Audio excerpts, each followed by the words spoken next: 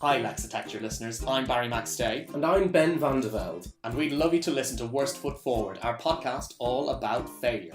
Each week we are joined by a guest to discuss the world's worst something. From poet to policeman, serial killer to mythical creature, we dive into humankind's darkest depths in search of the absolute pits. We've also got an episode we know will be right up your streets, as we talked to comedian Richard Soames about the world's worst word.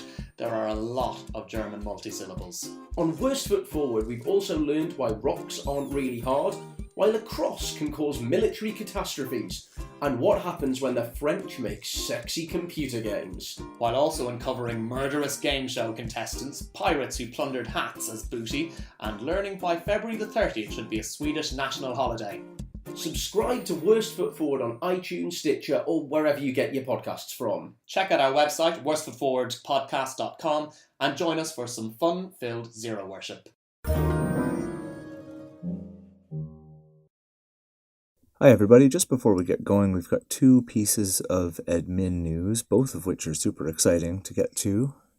The first one is that we have a Patreon sponsor, which is amazing and thrilling, and we can't believe people even really listen to us sometimes, but the fact that someone would be willing to help out cover the cost of podcasting is amazing. So a special and huge and heartfelt thank you to Scot Drone Silvers for his contributions on Patreon. You can find us on patreon.com/Lexitecture if that's something you think you might consider doing and just supporting the stuff that we do and helping us cover the costs of doing it.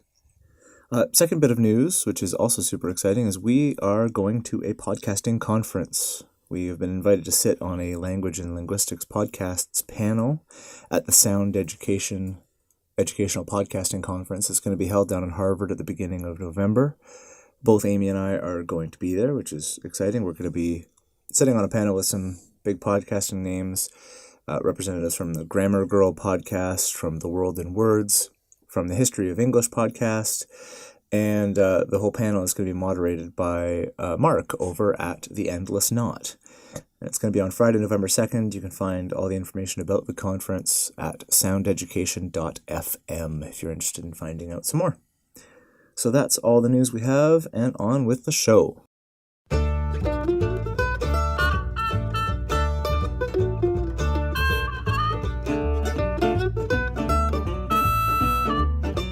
Hello and welcome to Lexitecture, a podcast about word origins and histories. My name is Ryan, and in each episode my friend Amy and I present a new word to each other and you, delving into its past, uncovering its secrets, and discovering that even the most basic, unassuming word can offer up precious truth nuggets of wordy trivia gold. If that sounds like the show for you, it probably is, so tell your friends and come along for the ride.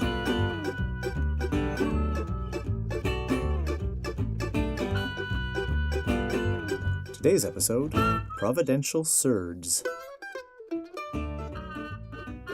Okay, so the word I'm going to talk about today came out of a night out that I had a couple of weeks ago. I went to a pub quiz with my husband. The pub quiz was organised by a friend of ours. It was a fundraising night, and our friend is a maths teacher. My husband is also a maths teacher. Mm-hmm. The other two people on my husband and I's team were also maths teachers, a colleague of my husband's and his girlfriend. And so after the quiz had finished, we were chatting to the organiser of the quiz's husband. And he's a teacher too, but he isn't a maths teacher. And he made the comment that if there had been some kind of horrendous terrorist attack, dirty bomb, in the location that the quiz had been held in, then there would have been a maths teacher crisis throughout the city, because he reckoned that there were at least 10 maths teachers gathered in that particular place at that particular time. Wow. And so, yeah, I found this very funny. I was like, good shout, Scott. They would come to call it, the great maths cleansing, or, the maths teacher crisis of whenever it was. The mathpocalypse. Yes, exactly. Oh, nice one. And because we were talking about this, I said, I wonder what the collective noun is for a group of maths teachers. Oh, I love collective nouns. I love collective nouns so much. And so my husband immediately said, it's a surd. And I said, what? And he said, yeah, so One of his colleagues says the collective noun for a group of maths teachers is a surd of maths teachers. And it's such an unusual word. I thought, I'm going to look that up. So, is it a familiar word to you, surd?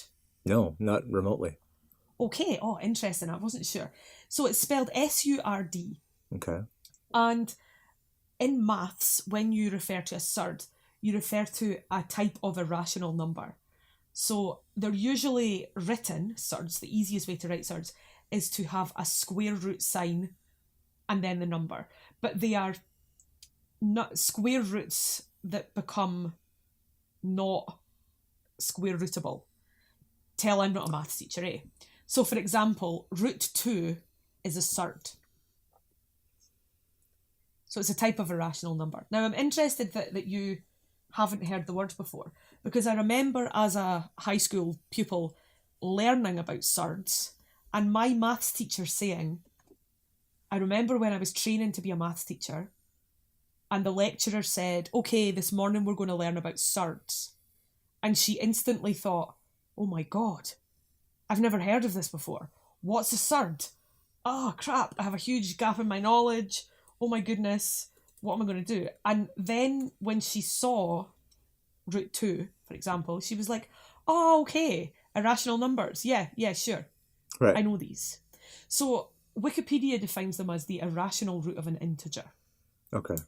But because surd is such an odd word, I took a little look to see what's the etymology going on. Yeah.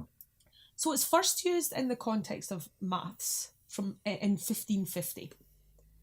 Etym has to say it's from Latin surdus, S-U-R-D-U-S, which means deaf, unheard, silent, dull, willfully deaf, inattentive.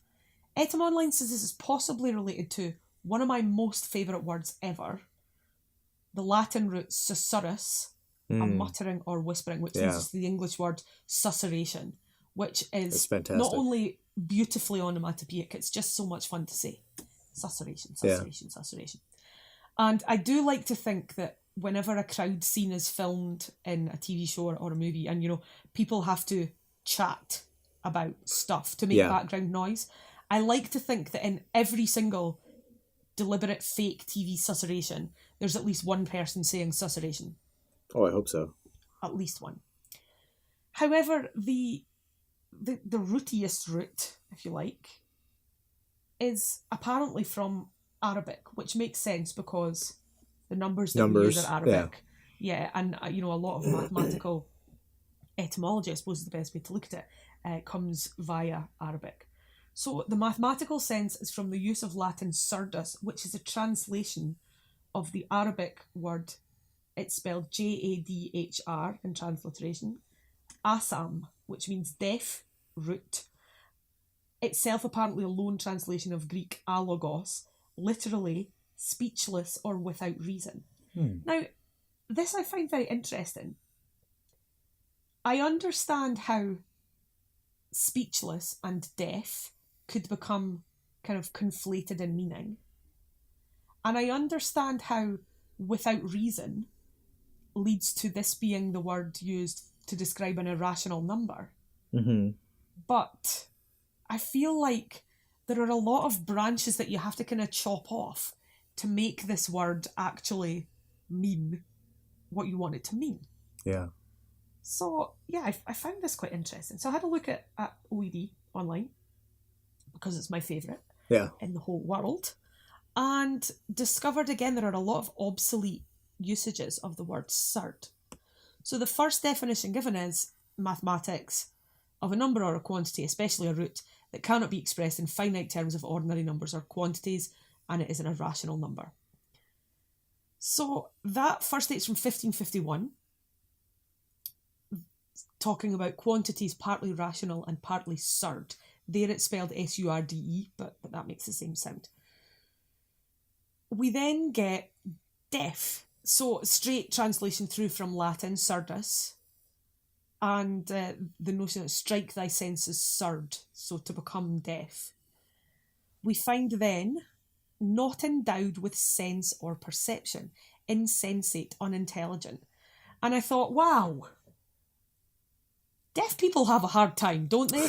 When the word that is used to quite clinically refer to the fact that they cannot hear and perhaps cannot speak is then taken and thrown into the etymological mix of, oh yeah, by the way, if you can't hear, then you're probably stupid.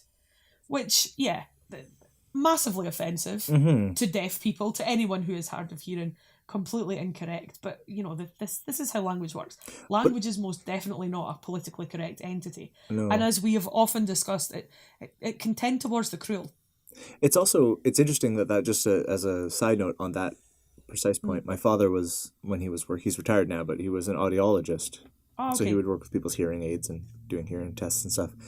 And he, for a time, he founded a charitable organization called Children First, where he would take his sort of skills and equipment and go to developing countries where they didn't have the same kind of care and infrastructure to provide for hard of hearing and deaf kids. Wow. And as a result of a lot of these places, so he did a lot of work in Russia and Ukraine, did some stuff in Central America.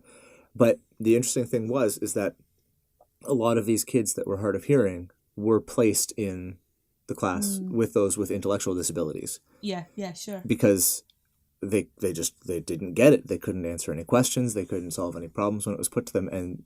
But people either willfully or just out of ignorance didn't realize that it's because they simply couldn't hear. And when they gave them these FM systems and hearing aids and stuff, they realized these kids were perfectly normal levels of intelligence, had all the capability of everyone else in their class. They just couldn't hear the teacher ask the questions. Yeah, and I think too, it's relatively recently that is perhaps beginning to be not the case. Oh yeah, and yeah, I mean, God, there's a huge debate. You know, people who can't access the curriculum in the sort of standard expected way, and we often, as teachers, you know, sadly, even as teachers, write those people off as not able, and in fact, they're perfectly able. We're just not talking to them in the right way. Yeah. So yeah. As a side note, I'd be very, very interested to hear your father's tales, because that sounds absolutely fascinating, but also I am completely mind blown by the work that is done these days with cochlear implants. Mm-hmm. It's just unbelievable. Sometimes when I'm sad, I watch videos online of people hearing for the first time as a result of cochlear implants being sort of switched on and activated. And it's make sure there are tissues. It's beautiful. It's absolutely wonderful. I can't even start to imagine how it must be to suddenly have a sense that you didn't have before. Yeah. That would... Which, it is effectively what happens, I think, in some cases. Defies imagination. Yeah.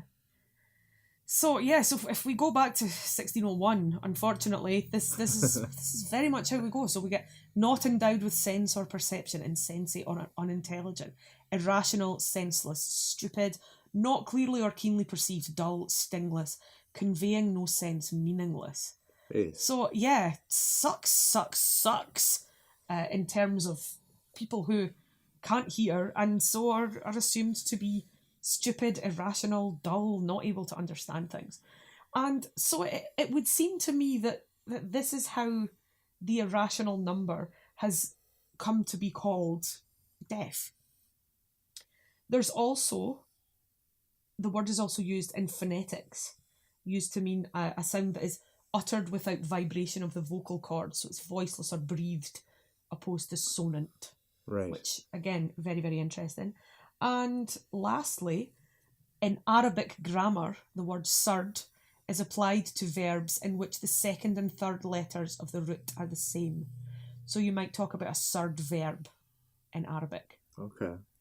So I got quite a lot for my money, even though it's not the collective noun for a group of maths teachers, although arguably it should be. Sure, why not? That was the surd. That's fantastic. And presumably that's also where it occurred to me that it's like, why does that I know it doesn't sound familiar on its own. Uh-huh. Although it's interesting that Absurd? that's the term. Yeah, absurd. I mean, like sort of coming from a place of senselessness. Because ab is sort of the from prefix, and surd being irrational. It's I interesting. am looking right now, even as we speak. That hadn't occurred to me at all. That's Just very like interesting. gingerly. Just like gingerly. The on collective nouns. I like an obnoxious of teenagers. Poor dudes. Teenagers have a hard time. They do. Would you want to be a teenager again? No. Not I. But to balance out the ageism, I would also say it's an incontinence of the elderly. Oh dear, you're taking the heat for that one, Paulson. It's true. Twitter, yeah. Here we go. Now, Etom Online says that absurd, meaning plainly illogical, also comes from the 1550s. From Latin absurdus, out of tune, discordant. Now that's very interesting. It does mention surdus, dull, deaf, mute. But no one seems sure if that's in fact correct. It's possibly from an imitative pi root, meaning to buzz or whisper, as in susurration. Oh, interesting. So the basic sense is perhaps out of tune. But yes, it does seem that surd, deafness, and absurd, yeah, they're perhaps not brothers, but certainly cousins who would chat to each other at a large family party. Yeah. For a few minutes at least. Very cool. That one hadn't occurred to me at all, but yeah. It's very cool. So, I like surd. learning the backgrounds of words that I'm also learning at the same time as I'm learning their backgrounds. That's very interesting. Cool. I would have come up with something very much more dull for a group of math teachers or maths teachers. So a surd of math teachers is pretty good. I like that. What I always like to say when the whole math thing comes up, because, I can be a bit of a curmudgeon for British English because it's what I know and what I learned and all that sort of thing. However, it's only fair to point out that the word math is older than the word maths. Mm-hmm. So yeah, North Americans have been calling it math very cool. for longer than we have been calling it maths. Yeah. So take that, curmudgeons. Yeah, the next time anyone tries to tell you that the North American math is incorrect, tell them a ram it. Yeah. It's older. It was here first. Very cool. So my word this time around is following excuse me. Is following in last time's trend of just getting back to sort of simpler words. Not an overly complex etymology. My word is provide. Okay. And provide, just the basic dictionary.com definition, to make available, to supply or equip, to afford or yield are the first three definitions. Okay. Provided by dictionary.com. Everyone knows what to provide something is. What I found interesting that it hadn't actually occurred to me, despite it being quite an obvious structure for this word, is that I'm currently thinking pro and vide. Yeah. So it's just straight Latin. That's exactly it. Pro, ahead, videre, to see. You are a simplistic word genius, Ryan. So to look at a provision, gather your provisions. Provision is literally just foresight.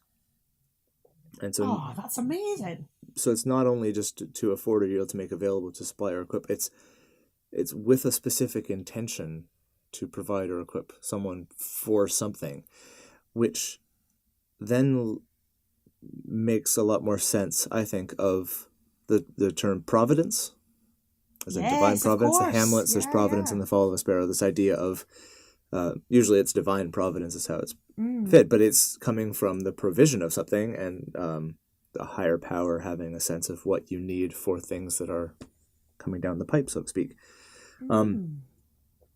Other related words to it, it's related to the early and original meaning of prudence.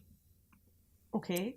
Which started, Edym Online has various sources that say that prudence is basically just an adaptation, an alternate pronunciation of providentia, That makes sense, yeah. of foresight, right? And then, so you see how that becomes wisdom, is if you have foresight, you're putting things in context and making sure you're prepared for things coming at you.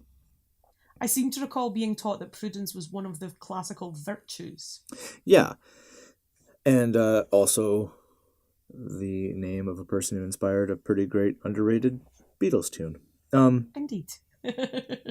It's also where, so related to it, which I didn't think of but now makes sense, improvisation is things that you don't see coming. So it's the that's opposite brilliant. of Love it. proviso of the opposite of foresight is something that you obviously do not see coming, which is what improvisation is all about, is being able to react to things you didn't see coming. And with the proviso, literally saying, yeah. Yeah, So exactly. Taking the time to foresee what could happen. Mm-hmm. Taking into as account these future potentialities. And with this, I'll finish up this little journey into foresight and provision and improvisation and prudence with good old Smith and synonyms discriminated. I downloaded Smith this week. I haven't had a chance to. I meant to look up Ginger. I figured Ginger would be there, if not Surds, and I forgot about it. Time escaped me. It might be, yeah. It's a great book. It's a fantastic book. For people who don't know, Smith's Synonyms Discriminated is an old 19th century work where the author basically just seeks to differentiate and discriminate between things that I guess at the time were considered synonymous. So the idea is he's parsing the ways in which synonyms are not actually synonyms, which is a fantastic thing because it often casts the words in interesting new lights, and it also gives a little window into how words have changed, because sometimes they're things that you don't think of as being synonymous. So the true words that Smith is parsing this one are providence and prudence, which I wouldn't have thought of as being synonyms, but apparently at the time they were close enough that they were thought of as being synonyms that he dedicated a paragraph to differentiating them. And so what Smith says about providence and prudence, I'm just going to read from it because it's also fun just to read wordsmiths practicing their craft in days of yore. So, quote, Smith's Synonyms Discriminated for Providence versus Prudence. These words are etymologically identical, but providence is a habit, prudence a quality. Hence the first may be employed of the inferior animals, the latter only of men.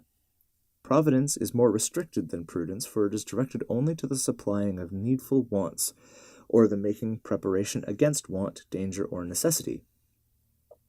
While prudence is applicable to everything which belongs to our interests, even of the highest kind. Prudence is rather contemplative and guards, providence is active and anticipates. I love Smith. Yeah, it's very fun. I wish he was alive so I could tell him how great he is. Yeah, I'm a big fan. I like, he'd be really hard to track down his ancestors too. Yeah, no doubt. Are you related to Smith? Yes, says 70 million people. Yeah, so that's provide. Oh, that's more complicated that's so and interesting and nourishing than you thought. I love how, once again, as soon as you mentioned the word, it was like, oh, it means to look forward. Yeah. Oh my God, that never occurred to me. Yeah, and provisions, things that you're going to need. Yeah, things that you look ahead and decide. Those are the things, because provisions. We often talk about provisions as in food, but not necessarily. If you're going hiking, then your provisions include food, but they also include a map and a torch and all that kind of thing. Yeah. Yeah, nice. Hey, Roger, what do you say? Absolutely, yeah. I'd forgotten about that. Provision, provide. Oh, that's so wonderful. It's like similar to garlic. It's a little bit like suddenly realizing that almost insignificant speck on the wall turns out to be a little jewel. Yeah, exactly. You know, something that you pass every day and never really remark upon. And it's so much more interesting to find magic in the everyday. So we have find means, store, provide, make ready, offer, give, be hospitable or be hospitable against, foresee, so quite literally, Yep. cause, find means, and facilitate. This is interesting. Providence with a small p is glossed. The synonym given by Roger is foresight. Providence with a capital P is given as divineness. Oh, really? So Smith would argue with that. Yeah, However, that was one thing I thought was interesting about his discrimination between the two synonyms. Is I always thought that prudence, like I guess, but providence, normally you think of in terms of divine providence. So it was weird that he put that as a lower kind of more base thing than prudence. But that's There are some really interesting Roger suggestions here. We have, for example, I've lost it. Where's it gone? Yeah, it's providential, which the synonym given is opportune. Oh, which that's is in fact completely at odds with the notion of. But then providence is often seen as luck. Yeah. Yeah. It isn't luck. It's better than luck. It's having prepared for what might come. But yeah, so providential, the sense of divine is given to, and opportune. But in fact, providential just means to take the time and sense to figure out what might happen and prepare for it. I'm reminded of the ending. I don't care if I'm spoiling it, because you can't spoil this movie, and also it's old now, of Oh Brother, Where Art Thou? Oh, yeah. Where Clooney's character has weakened his resolve against seeking divine intervention and is praying hard for a way out of his predicament, and then a massive flood comes instantly in the most archetypal and blazingly obvious instance of divine intervention you could possibly have at that very moment. And he stands up and goes, "Boy, that was lucky." And it's yeah.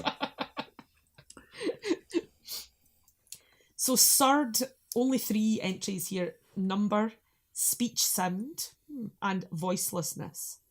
So bringing in the mathematical sense and also the sense of deafness, voicelessness. And then the connection between deafness and mute. Yeah. And being mute. That's interesting. It is, isn't it?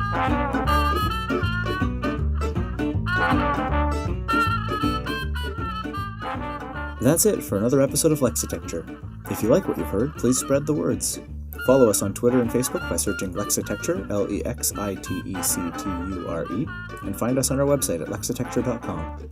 We also love hearing from you, so if you've got a word you'd like us to look into, a tasty bit of trivia to share, or anything else you'd like to tell us, drop us a line at words@lexitecture.com. Talk to you next time. Bye.